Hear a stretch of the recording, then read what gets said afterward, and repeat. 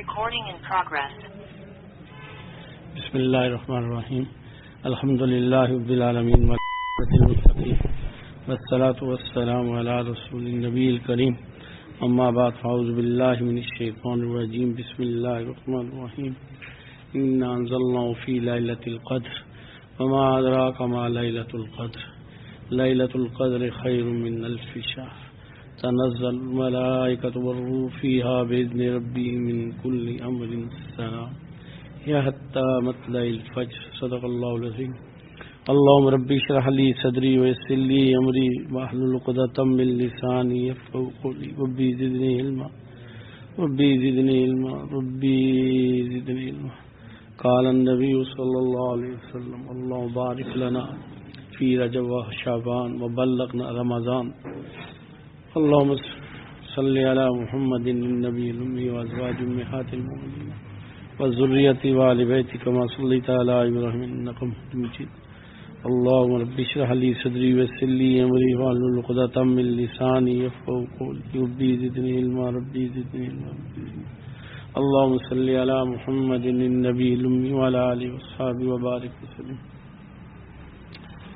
دنیا میں جب بھی کوئی عمارت بنائی جاتی ہے تو سب سے پہلے اس کی بنیادیں کھودی جاتی ہیں، بنیادیں کھودی جاتی ہیں، بنیادیں بڑھی جاتی ہیں، پھر دیواریں کھڑی کی جاتی ہیں، پھر چھت ڈالی جاتی ہے، تو وہ عمارت بغیر ایک ترتیب میں بن گئی ہے۔ کوئی عمارت اس طرح کھڑی نہیں کی جاتی۔ اسی طرح ہی جب فصل لگائی جاتی ہے تو پہلے اس کو زمین کو پھاڑا جاتا ہے ہل کے ذریعے یا ٹریکٹر کے ذریعے، پھر اس میں بیج ڈالا جاتا ہے، پھر اس کی نگہداشت بھی کی جاتی ہے اور اسے پانی بھی دیا جاتا ہے۔ پھر ایک وقت آتا ہے کہ وہ الحمدللہ وہ تیار ہو کے اس پہ پھل لگ جاتا ہے، اس پہ لگ جاتا ہے اس کا جو بھی ہو۔ اسی طرح کوئی درخت بھی ہو تو اس کو بھی بیج ڈال کے پانی دیا جاتا ہے، اس کی حفاظت کی جاتی ہے، پھر درخت بڑا ہو کے اس پہ پھل لگ جاتا ہے۔ تو یہ ساری جو چیزیں ہیں اس کی طرف اشارہ ہے کہ رمضان ایک بڑا مقدس، بڑا مقرب، بڑا رحمتوں، بڑا برکتوں، بڑی عطاؤں والا ہے۔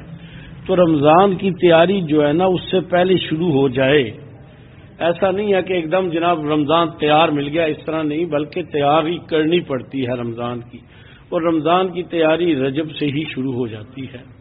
اسی لیے سرکار دو عالم نبی اکرم صلی اللہ علیہ وآلہ وبارک وسلم نے فرمایا اللہم بارک لنا فی رجب و شعبان وبلغنا رمضان، اللہ ہمیں رجب اور شعبان کی برکتیں دے اور ہمیں رمضان تک پہنچا۔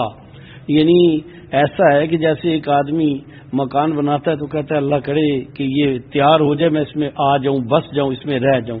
یا ایک درخت لگاتا ہے تو کہتا ہے اللہ کرے اس کا پھل آئے تو مجھے پھل کھانا نصیب ہو جائے۔ فصل لگائی ہے تو فصل کاٹ کے کھانی نصیب ہو جائے۔ تو اللہ یہ جو رمضان کی برکتیں آ رہی ہیں نا، اللہ اس کی کوشش آپ نے برکتیں نازل کر دی ہیں۔ اللہ ہم کوشش کر رہے ہیں ہمیں وہ رمضان کی برکتیں جس میں ہر رات کے اللہ کے ہاں بڑا اجر ہے۔ رمضان کی پہلی رات میں ہی امت کے سابقہ گناہ معاف کر دیے جاتے ہیں۔ پھر لیلۃ القدر جو ہے اس کی ایک رات کا اتنا اجر دیا جاتا ہے۔ تو یہ اس سے پہلے اگر تیاری کی ہے تو آدمی پاتا ہے۔ جیسے ایک آدمی امتحان حال میں ایسے ہی نہیں بیٹھ جاتا، تیاری کر کے جاتا ہے تو بیٹھتا ہے نا، ورنہ جا کے بیٹھ جائے اور اسے آتا نہ ہو تو کیا کرے گا وہ۔ تو اسی طرح ہی رمضان کی تیاری رجب سے ہی شروع ہو جاتی ہے۔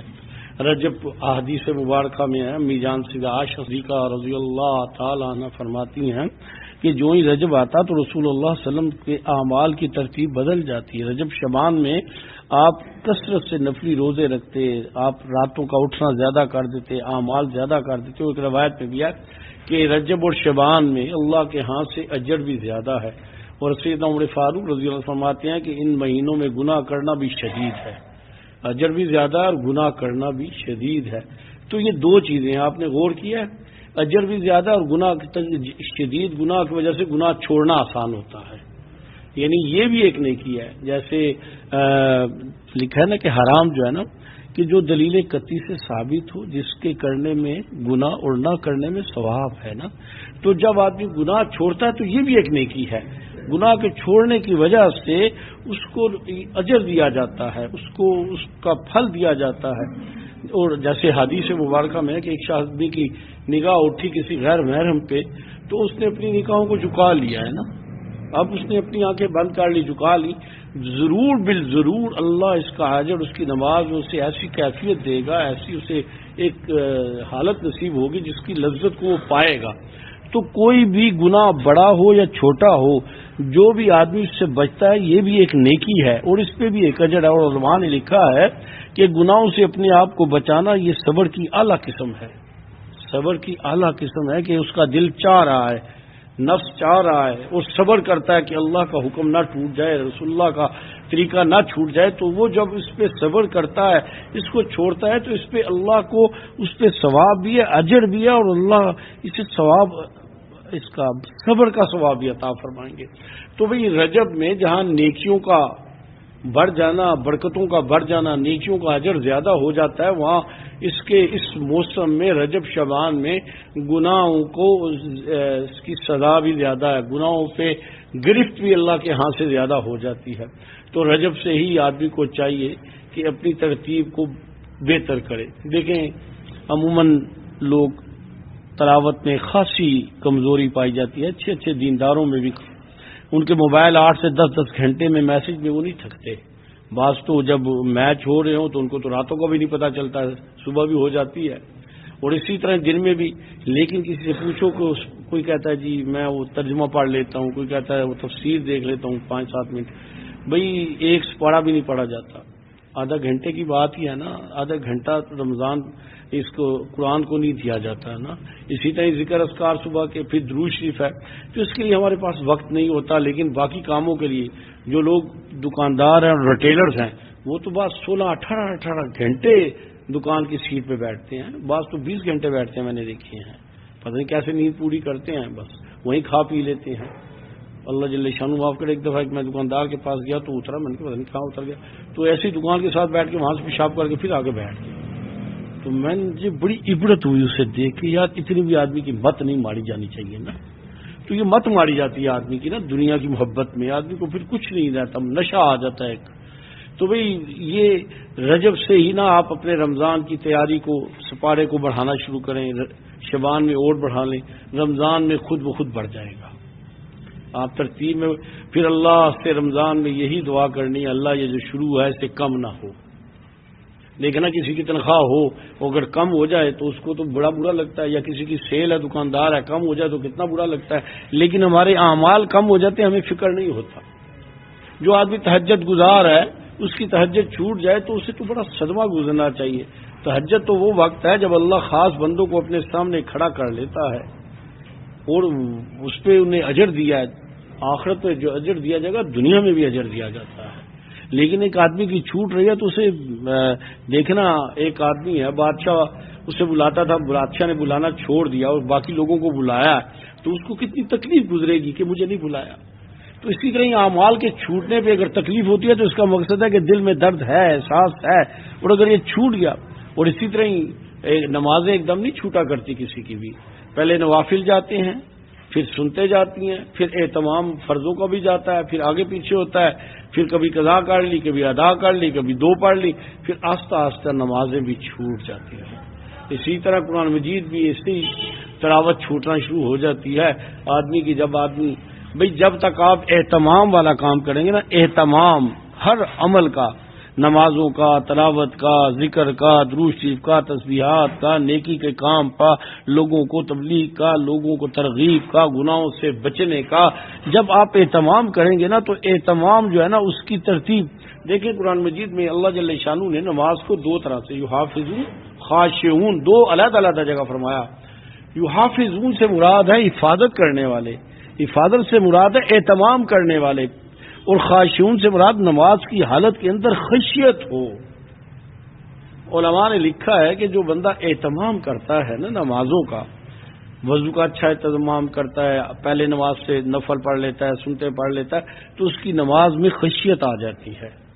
اس کی نماز کے اندر جو افراتفری سے آتا ہے اس کی نماز میں خشیت نہیں ہوتی. تو بھئی یہ جو رجب ہے نا یہ ایسے ہی ہے کہ آپ نے زمین میں بیج لگا رہے ہیں. شعبان میں آپ اس میں پانی دیں گے اور رمضان میں انشاءاللہ اللہ کی طرف سے ملنے والے تحفے، اللہ کی طرف سے ملنے والی مغفرتیں، اللہ کی طرف سے عطائیں آپ کو نصیب ہوں گی. یا آپ پھل لگا رہے ہیں تو آپ کو رمضان میں پھل ملے گا. تو اس رجب کو سے ہی آپ یہ سمجھیں کہ آپ کا رمضان کا ٹارگٹ ہے. جیسے ایک آدمی کسی رستے پہ چلتا ہے تو منزل پہ تو ایک دم نہیں آتا نا، اس رستے پہ رمضان نے آپ کو یعنی رجب نے آپ کو رمضان کے رستے پہ چلا دیا. رجب، شعبان، رمضان یہ ایک روڈ ہے جو آپ کو لے کے جائے گا بارگاہ الہی کے قرب کی طرف، اللہ کی عطاؤں کی طرف. تو رجب میں آپ گزارش ہے تھوڑا سا اپنا وقت کا تجزیہ کریں. بڑا آسان سا طریقہ ہے، کاغذ پینسل لے کے میرے 24 گھنٹے کیسے گزرتے ہیں. بڑی تلخ بات ہے یہ. آپ دیکھیں 24 گھنٹے لکھیں، صبح اٹھنے سے رات سونے، نیند کتنے گھنٹے، باتھ روم کتنے گھنٹے، کھانا پینا، گپیں، میسج اور دیکھنا، کاروبار ہے یا ملازمت ہے، اڑتے ہیں تو گھر کا یا دوسرا، سب کا ٹائم لکھیں ایمانداری سے. ویسے بھی کل نامہ اعمال ہمارے ہاتھوں میں دیا جائے گا تو آج ذرا خود اپنے ہاتھ سے لکھ لیتے ہیں کہ ہم کیا کیا کرتے ہیں اور کتنی دیر کرتے ہیں. پھر اسے پڑھیں، ایک دفعہ نہیں پڑھیں، 2 دفعہ پڑھیں، پھر اسے پھر پڑھیں، پھر 2-3 دن روز پڑھیں اور یہ دیکھیں کہ یہ 24 گھنٹے جو میرے گزر رہے ہیں اگر اس حال میں مجھے موت آ گئی تو کیا بنے گا. مجھے موت آ گئی تو میرا کیا ہوگا. اس میں کتنا وقت اللہ کے لیے ہے. 24 گھنٹے میں آپ اپنی 5 نمازوں کا وقت لگائیں تو اگر آپ نارملی نمازیں پڑھتا تو 1 گھنٹہ بھی نہیں ملتا. اور جو لوگ بہت اہتمام کرتے ہیں تو ان کے بھی 2 گھنٹے نہیں لگتے. اسی طرح تلاوت ہے، بہت تھوڑے لوگ ہیں جو 1 سپارہ پڑھتے ہیں. ماشاءاللہ ایسے بھی ہیں جو 20 بھی پڑھتے ہیں الحمدللہ، لیکن ہم نے عمومی بات کرنی ہے. تھوڑے سے لوگ ہیں جو 1 سپارہ پڑھتے ہیں اور 1 سپارے میں آدھا گھنٹے کی آویز لگائیں تو 24 گھنٹوں میں آدھا گھنٹہ اور اسی طرح ہی آپ درود شریف کا دیکھیں تو کتنی دیر آپ درود شریف پڑھتے ہیں 24 گھنٹے میں. آپ اپنی نیند دیکھیں تو 8 گھنٹے ہے، بعض کی تو 10 گھنٹے سے بھی زیادہ ہے. اور اسی طرح کھانے پینے کا، اسی طرح باتھ روم میں جانے کا، اسی طرح موبائلز کا، اسی طرح کاروبار اور گھر کے کام کاج اور ضروریات زندگی، اپنی خواہشات. تو آپ دیکھیں تو سب میں تھوڑا وقت جو ہے نا، سب سے تھوڑا وقت وہ ہمارا دین کے لیے، اللہ کے لیے، رسول اللہ کی اتباع کے لیے ہے. یہ بیٹھ کے جب آپ دیکھیں نا تو اس کی ایوریج نکالیں کہ 24 گھنٹے میں کتنا وقت میرا کس کام پہ گزرتا ہے اور میں امیدیں کیا لگا کے بیٹھا ہوں، میں تمنائیں کیا لگا کے بیٹھا ہوں. جس سے پوچھو وہ کہتا ہے جی کل میدان معاشر میں رسول اللہ صلی اللہ علیہ وسلم کی مجھے سفارش نصیب ہو جائے. اور ہر کام خلاف سنت ہے. اور شادیوں پہ تو بغاوت ہے سنتوں کے ساتھ، مقابلہ ہے اللہ اور اللہ کے رسول سے. اچھے دینداروں کے ہاں شادیوں میں ٹریک سے اتر جاتے ہیں اور سمجھتے ہیں جی یہ تو خوشی کا موقع ہے، اس خوشی میں بھائی خوشی عید کا ہوا ایک نماز زیادہ پڑھنی پڑتی ہے، ایک نماز زیادہ پڑھنی پڑ جاتی ہے. تو بھئی بات تو یہ نہیں ہے کہ خوشی میں آدمی اللہ اور اللہ کے رسول کو الوداع کر دے. خوشی میں جتنا ان کو یاد رکھے گا، جب غم مشکلات آئیں گی تو اللہ کی مدد اور رسول اللہ کی دعائیں بھی شامل حال ہوں گی. آج ہم اگر چھوڑ دیں گے تو پھر توقع نہ رکھیں کہ ہمیں کل اللہ کی طرف سے کوئی مدد آئے گی. کیسے آئے گی؟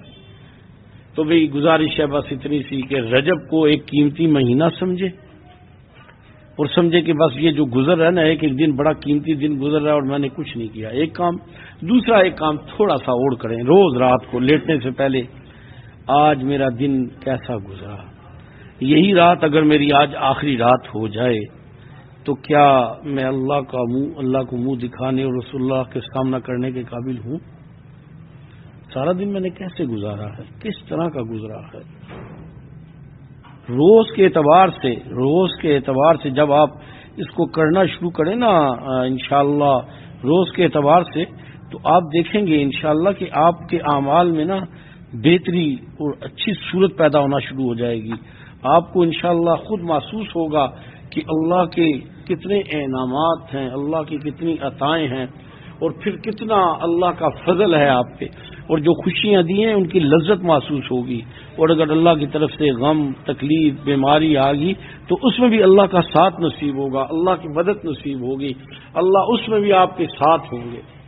تو آج سے آپ نے رجب کو ایک قیمتی مہینہ یہ سمجھے کہ رمضان کی تیاری کا، جو لوگ حافظ ہوتے ہیں نا، جنہوں نے تراویح پڑھانا ہوتی ہے، جو رجب آتا ہے نا تو بس وہ رمضانی ہو جاتے ہیں، یعنی رجب شعبان میں رمضانی ہو جاتے ہیں، ان کو ایک ہی کام ہوتا ہے کہ مصلح سنانا ہے نا، تو آپ نے بھی نا یہ سمجھے مصلح تو نہیں سنانا، چلو سنانا تو بڑی اچھی بات ہے، کم از کم یہ ہے کہ رمضان کی تیاری کرنی ہے، رمضان کی تیاری کرنی ہے، اعمال اللہ سے روز بے شک نہیں پڑھ سکتے نا، روز رات کو سوتے وقت اللہ تہجد کی توفیق دے، فجر کی نماز وقت پہ پڑھنے کی توفیق دے، یعنی جب فجر پڑھ لیں اللہ زور کی نماز وقت پہ پڑھنے کی، زور پڑھ لیں اللہ عصر کی توفیق دے، عصر پڑھ لیں مغرب کی دعا مانگیں، مغرب پڑھ لیں عشاء کی دعا مانگیں، اور نفلوں کا تھوڑا تھوڑا اہتمام کرنا شروع کریں۔ نفلوں کی عادت ڈالنے کا ایک آسان طریقہ یہ ہے کہ آپ کی کوئی مشکل، پریشانی، بیماری، رکاوٹ، آپ کچھ کرنا چاہتے ہیں نا تو صلاۃ حاجت کی عادت ڈالیں کہ اللہ سے مدد مانگنی ہے کہ اللہ تو کر سکے گا تو ہوگا، تو نہیں کرے گا تو نہیں ہوگا۔ اللہ آپ کر سکتے ہیں، اگر چاہیں گے آپ تو ہوگا، آپ نہیں چاہیں گے تو نہیں ہوگا، اللہ آپ کر سکنے والے ہیں، آپ کے سوا کوئی نہیں۔ تو اس طرح اللہ سے تعلق بنانا شروع کریں، جب آپ درود شریف پڑھتے ہیں تو آپ کا درود شریف فرشتے رسول اللہ صلی اللہ علیہ وآلہ وبارک وسلم کو پہنچاتے ہیں آپ کا نام لے کے اور آپ کے والد کا نام لے کے۔ کتنی خوش نصیبی ہے کہ آپ کا بھی نام اور آپ کے والد کا نام بھی وہاں آ جاتا ہے رسول اللہ صلی اللہ علیہ وسلم کے۔ اور پھر میرے آقا صلی اللہ علیہ وسلم کی آپ کی ایک سنت تھی کہ آپ کو کوئی تحفہ دیتا تو آپ اس کے بدلے میں ضرور ہدیہ دیتے تھے۔ تو جب آپ کا درود شریف پہنچے گا تو رسول اللہ کی دعائیں، رسول اللہ کی توجہ آپ کی طرف لوٹے گی اور آپ کے انشاءاللہ اس سے آپ کو ایک خیر کا دروازہ کھلے گا، ایک آپ کے لیے نا آپ کے دل میں اللہ پاک نور پیدا کریں گے اور اس کی برکتیں نصیب ہوں گی۔ تو اس لیے گزارش ہے کہ رجب کے ساتھ اپنی ترتیب کو بنانا شروع کریں۔ آپ نے یہ سمجھا ہے کہ میں رجب کے ساتھ رمضان کی تیاری کر رہا ہوں، یعنی یہ رجب شعبان رمضان کی تیاری ہے، تو رمضان کی میں تیاری کر رہا ہوں۔ جن لوگوں نے حج پہ جانا ہوتا ہے نا تو میں نے ان کو دیکھا وہ عادت تو ان کو نہیں ہوتی چلنے کی، اور وہاں وہ چلنا ہوتا ہے مکہ مکرمہ میں تو پہلے ہی چلنے کی عادت ڈالنا شروع کر دیتے ہیں کہ وہاں جا کے دقت نہ ہو۔ تو آپ نے بھی کیا کرنا ہے کہ اب رجب کی عادت ڈالنی ہے، رجب میں رمضان کی عادت ڈالنی ہے۔ تو جب آپ کریں گے اپنے ذکر کے اوقات کو بڑھائیں، ذکر کی تعداد کو، ایک ہوتا ہے اوقات کو بڑھانا، ایک ہوتا ہے تعداد کو بڑھانا۔ اوقات کو بڑھانا یہ ہے کہ 4 ٹائم تو ہمارا آن لائن ہوتا ہے، اگر کوئی ایک دفعہ کرتا ہے تو 2 میں آ جائے، 2 کرتا ہے تو 3 میں آ جائے۔ اور مقدار بڑھانا یہ ہے کہ بعض لوگ 5-10 منٹ کرتے ہیں تو اس کو ذکر کی تعداد اس کو بنائیں، اس کو اوقات کو بڑھائیں، اسی طرح درود شریف کو بڑھائیں، اسی طرح تلاوت کو بڑھائیں، استغفار کو بڑھائیں۔ تو انشاءاللہ جب رمضان آئے گا نا تو بڑھتے آپ دیکھیں گے ایک آدمی پہلی سیڑھی پہ کھڑا ہے نا تو کھڑا ہے، لیکن چڑھنا شروع کرے گا نا تو چڑھتے آخری سیڑھی پہ آ جائے گا۔ تو آپ رمضان میں بھی انشاءاللہ آپ کی جو ترتیب رمضان شروع ہوگا تو آپ کی اچھی ترتیب بن گئی ہوگی۔